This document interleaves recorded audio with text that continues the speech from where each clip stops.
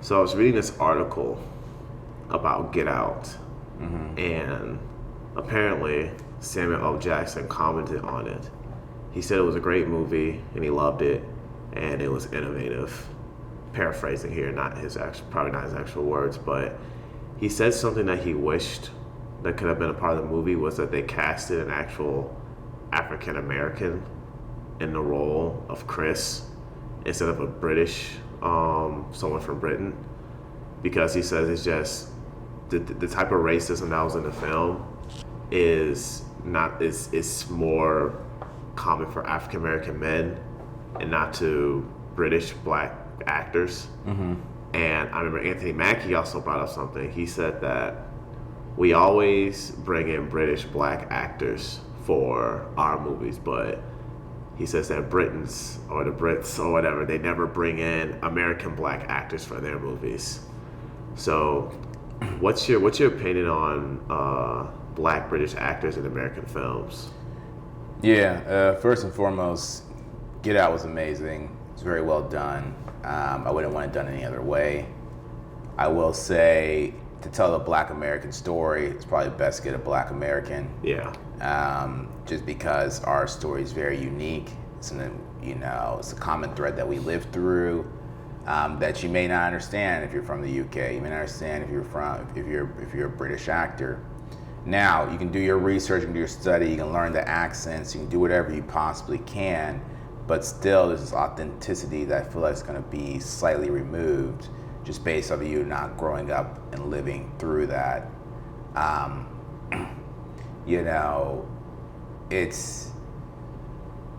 It sounds harsh to say all this, but it's just the reality. A part of me does agree with Samuel L. Jackson in that regard. So part of me does agree with who else said it? Anthony Mackie. Anthony Mackie. So part of me does agree with him as well with that, right? And I guess maybe this is how I feel. I guess if the shoe was on their foot and they wanted us to portray a British actor or a British person who's black, so wants to portray that, are we capable of portraying that? And I guess it comes down to, are we skilled enough? Are we equipped enough? Have we adapted the accent well enough? Have we understood the lifestyle well enough? Have we honored the lifestyle? That all determines should we be able to play that role or not. So I wish I had a more definite answer on this, but for me, to play and portray the African American story, you would have to be African American. And I do agree with you on that point, because like you said, our story is so unique. All the trials that we went through. Slavery only ended for us. Slavery was abolished in Britain, I believe 100 years, 150 years before it was abolished here. Okay. So it's more current for us. Right. Civil rights movement here was also huge, obviously. Right. I don't think there was anything I'm only speaking, I don't know the history of England and Britain. So I'm only and that's something we'll look into past this episode, but carry on. Absolutely. But, like you said, the African American story is just so unique and so special that it should only, just me sounding selfish, it should only be told from African Americans. Right. If we're just being real, yes, we have great British actors. People had a problem with Daniel Kaluuya not only playing Chris, but also playing Fred Hampton on Judas and the Black Messiah, if you ever seen that movie. Fred Hampton was a big African American figure during the Civil Rights Movement, but he was different from Martin Luther King and Malcolm X, where he was trying to unify. He was going to lower income white churches and trying to bring them trying to bring him a part of his mission. And he was doing it. Right. He was getting Puerto Rican gangs, Dominican gangs, rival black gangs all together, because the cool thing about Fred Hampton was it wasn't a black versus white thing for him. It was a rich versus the poor. And he says, at the end of the day, we're all poor, so we might as well all get together and go against the rich, against the oppressors. But, I'm going a little bit off topic here, but I wish that would have been told from the viewpoint of an African American male versus someone like Daniel Kaluuya. That's no disrespect to Daniel Kaluuya, because he also brought up a really good point. in the because he responded to Samuel L. Jackson's post. Oh, did he? Yeah, he said that it's funny. I'm too white for. I'm not black enough over here, and for the Americans, and I'm too black for the Brits or whatever. So it's like he was saying that racism is the same everywhere. Yeah, and that's me just paraphrasing again. Yeah, I wonder if that's the original quote or that's from Drake, because Drake said that in 2016. He said that when he said it's funny. He's like, it's funny now. I used to be too black, but now I'm not black enough. He said it's like in 2015 on an album. He said, in Toronto, he's getting made fun of for being black, and now he's in the rap scene. He's not black enough. So this duality of being teased for being darker than everybody else there, but then now he's in the rap industry. They told him he's not black enough. I didn't know that. Yeah, he said that in 2015. A song called "You and the Six," and that's kind of his whole speech. The whole song's about that same premise, and so it's a really popular song. And we all heard him talk about how he felt like he didn't belong in both places. Or he felt like he belonged in the rap scene more than he felt like he belonged at home because, with his mom being a white mother who got impregnated by a black man, there's already jokes behind that and things like that. So he's already getting teased and bullied for that. But then once he enters in a field where it's predominantly black, he gets teased and bullied for not being black enough. So there's really no place he could really call home. And I think that's only because he's from Canada. So it's different cultures. Different cultures, and also, I have a lot of mixed friends who go through that same scenario. So, a similar scenario. So it seems to be kind of, and you may experience that because you said that you're a black male who was raised primarily in the suburbs. Yeah. And you say okay, well, I was too black for them, but not black enough for this. So there's a lot of people, a lot of minorities who relate to this same topic. Same with Mexican Americans. Mexican Americans feel that way. Asian Americans too. Exactly, right. And so let's go on the flip side. Let's look at the broader view of this. This is what I like to do on this show. The broader view of this is I'm curious to know how Africans feel about Chadwick Boseman portraying an African. Yeah, I do. I didn't even think about that. That's really playing devil's advocate there.